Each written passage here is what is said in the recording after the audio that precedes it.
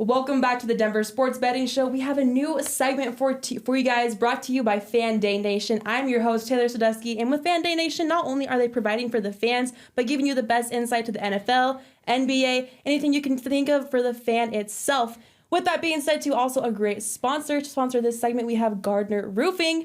And if you're looking for a roofer that you can trust, Gardner Roofing is Colorado's expert roofing team, family owned and operated since 1998.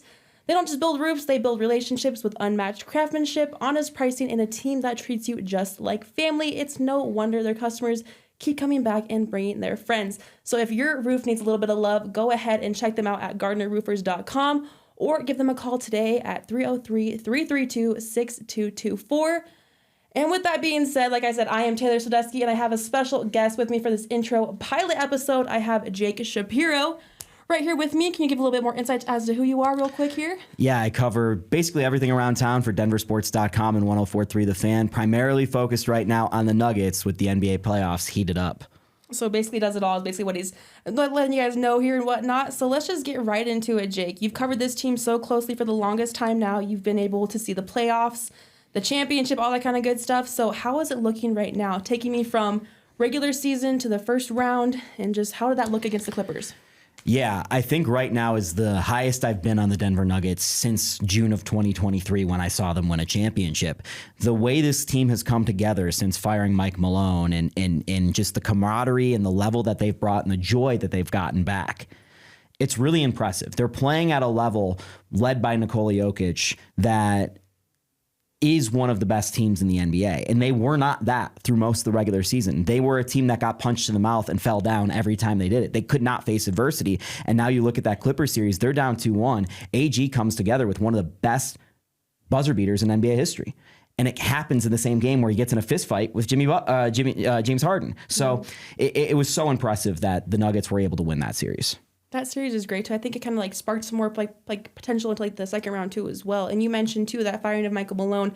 Does David Adelman have what it takes to lead this team to more success in this playoff run? I don't think the Nuggets are in the second round if Michael Malone is the head coach. And I actually really like Michael Malone. I think he's a great head coach. But where the Denver Nuggets are right now in their franchise, look, Michael Malone, he got the job. All these guys were kids. Jamal Murray was a child. Nikola Jokic just moved to America, right? Nikola Jokic has 2 kids now. Jamal Murray has a child. Like, this is a completely different team. And I think that father, son, for a lack of a better word, dynamic plays out a little differently when you're 30 years old than when you're 21. And over time, I think that relationship just kind of wore thin. And that's okay because most coaches in the NBA don't last 10 years in a single spot. Michael Malone was a great coach, really great coach. Maybe the greatest coach the Nuggets have ever had and probably the greatest they will ever have. It's hard to find a better coach than Michael Malone. But for this playoff run, I think David Adelman has captured something that Michael Malone instilled but has been lost within the Denver Nuggets over the last year or so.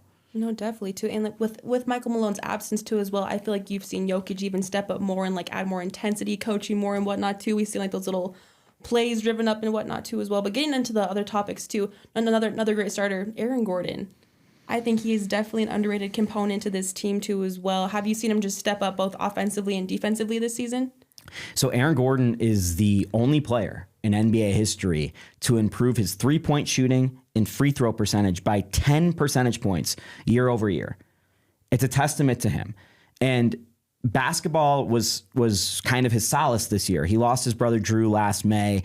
He's been through heck and back. It's been a really, really tough time for Aaron. And just when he needed basketball the most this year, Taylor, his legs failed him. He's been more injured this year than he's been since his rookie year. Like, he just has not played that many games, and it's really affected the Nuggets. The Nuggets are a different team when Aaron's on the floor. You see, maybe he's lost a step athletically. He was one of the most athletic players in the league. He's tasked with guarding guys every night, the best teams, the best player on the other team, being extremely physical, going up for rebounds, and providing those dunks. But he's found a way to metamorphosize his game once again, going from being a star player in Orlando to a role player here in Denver. Now he's going from being the hyper-athletic forward to a skilled forward that can shoot.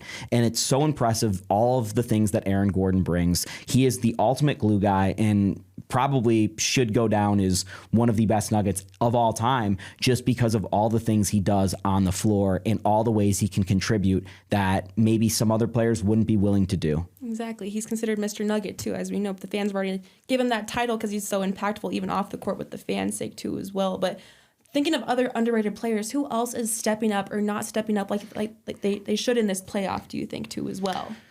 Christian Braun has been so impressive in this playoffs. When he establishes his physical presence early on in a game, it really changes the outcome for the Nuggets on that given night.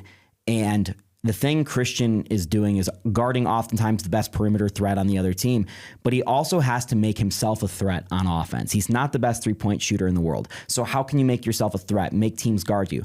Can be a great offensive rebounder, a guy that you have to keep track of throughout the possession, a guy who's a great cutter, a great finisher. And Christian, including in the early part of the Oklahoma series, has provided some incredible finishes for the Nuggets. So Christian Braun stepping up his game, taking on that starting shooting guard role in the absence of Kentavious Caldwell-Pope has been extremely impressive. And Taylor, he's extension eligible this summer. He is going to make a pretty penny. I would agree so, definitely, too. But for people who are not playing up to their role that they should, who do you think is not stepping up in these end of first round, start of second round, game one appearances, do we think, too, as well? Well, it's hard to pick out anyone in particular because everyone on this Denver, around this Denver Nuggets team knows there are 7 players deep. I mean, 6 players on some nights. You could pick at MPJ if you wanted to, but he's playing through a serious shoulder injury. You could pick at Nikola Jokic at times because I don't think he's been the best player on the floor consistently throughout this playoffs. Obviously, that's hard to say after game 1 in Oklahoma City where he was a madman. You could also say some things about Jamal Murray, just the inconsistency, but I think Jamal Murray's been at his 2023 championship level. Ultimately, you got to look at the roster and guys that aren't playing. Like Julian Strawther's coming off an injury. It's an impossible ask for him to be at the level of where he was earlier this season as a key rotation player. It's tough. He was injured at the end of the season. He just can't get those legs back. And even still, he's finding ways to contribute. So I have a hard time pointing at one specific Nugget more so than I just think Calvin Booth, the GM who was fired from this team, didn't build the best roster. And that's where the Nuggets problems stem from. I don't think it's actually any individual player's fault because these players are being put into roles that sometimes are not the best for them. And still, like Russell Westbrook, are superseding their expectation in that role. Exactly, too. And we mostly mentioned just the firing of Michael Malone, too, but the firing of Calvin Booth, too, as well. What does that open up in terms of, moves the Nuggets to make and, that kind of freedom to, the wiggle room that the Kroenkes had in that kind of situation, too, as well? None. They have no moves to make. This is the team. And this is probably the team moving forward, barring a significant trade that shocks everyone in Denver. A lot of this has to do with how willing Josh and Stan Kroenke are to pay players and go into the luxury tax. In the same regard, you look at this Nuggets team and they don't have any draft picks to trade. They have 1 first-round pick to trade and no second-round picks. They don't have many movable players besides Christian Braun, who they love and we just talked about. There aren't really any moves for the Nuggets to make unless one star player around the league goes, I'm going nowhere but to Denver, trade me there now. The Nuggets don't have any assets to trade. So the team that they have right now is the team moving forward. Maybe they can make some moves around the margins, pick up a rotation player or two, but there's no stars coming here unless you're seeing MPJ, Aaron Gordon, Jamal Murray get traded. And in Jamal Murray's case, he's lived up to that contract. He's got a huge contract. In my opinion, he's lived up to that contract. Michael Porter Jr., teams are really scared of him because of the medical history. Aaron Gordon, if you trade him, he's got a 20% trade kicker on his contract, which makes the trade really hard to work. And you're not trading Nikola Jokic. So who are you trading? How are you getting one of those star players without any draft picks and your star players? Here are guys that are really hard to trade. I don't think it's going to happen. Exactly, yeah. Definitely set in stone, too. But last offseason, they did grab Deron Holmes.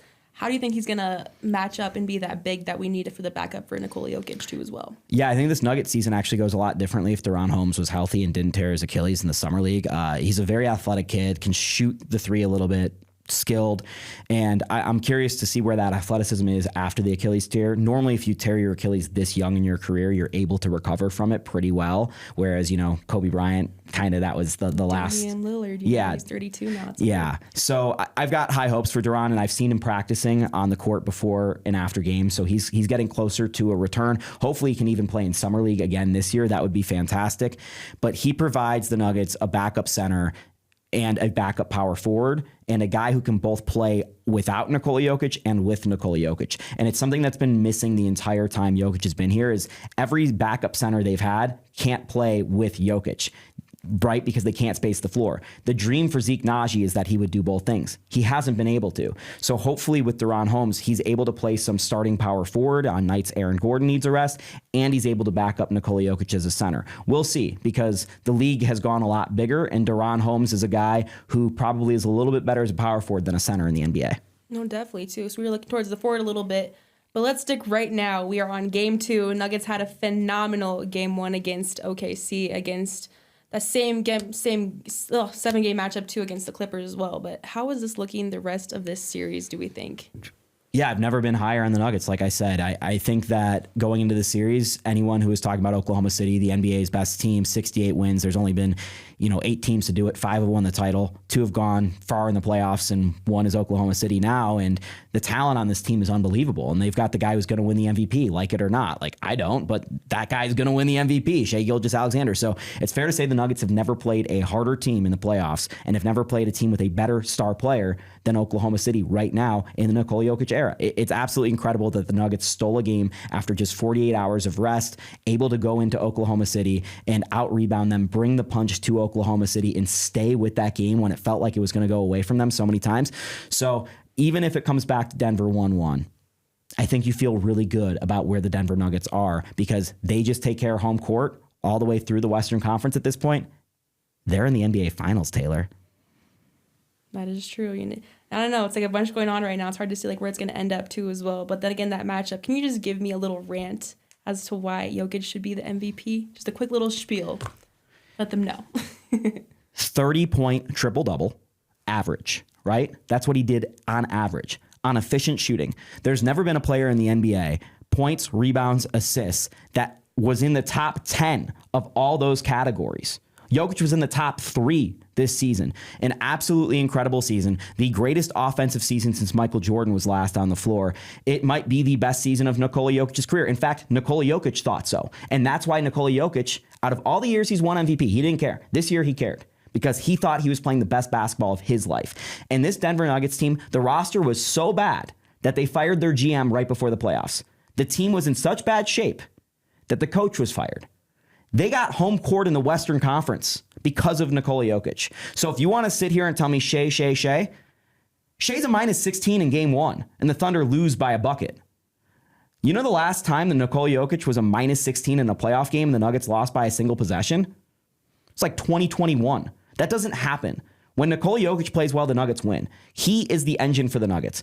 SGA, not the engine. A great player for Oklahoma City, but they can win without him. You know what the Nuggets are doing without Nikola Jokic? They're the Charlotte Bobcats. Not even the Charlotte Hornets. They're the Charlotte Bobcats.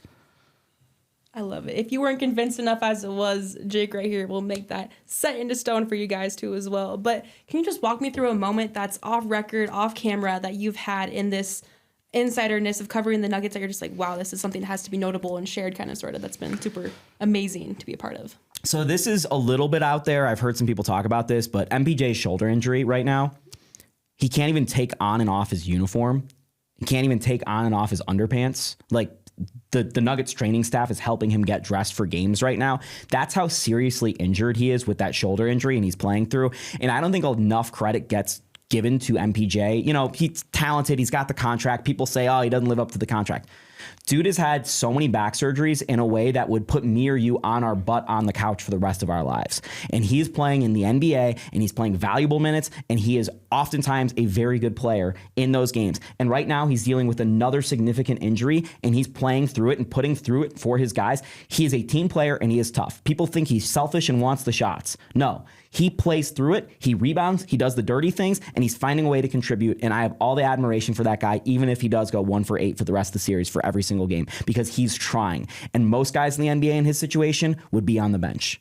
It really is what people are not saying in the media and like do not see on camera. That's like, wow, this guy's really working so hard, giving you like what you guys need in this scope too as well. But Jake, like I said, thank you so much for being on this show too as well. It's awesome to have the first pilot episode be you, of course. Nothing better than that, definitely. So. Well, you know, like I said, you got to feel really good about where the Denver Nuggets are right now. We'll see how this series develops, but ultimately, even if they drop to the Oklahoma City Thunder, the fact that they were going to give them a competitive series, I think says a lot about where this core still is that people were ready to write off. Exactly, too. And that was the common notion, too. Like, let them all pretty much hit the fan and whatnot. But with that being said, thank you guys for tuning in for our first Fan Day Nation segment here. This is the Denver Sports Betting Show. I am Taylor Sadusky. Thank you again, Jake Shapiro, for coming along and joining the show, and we will see you guys next time. Bye.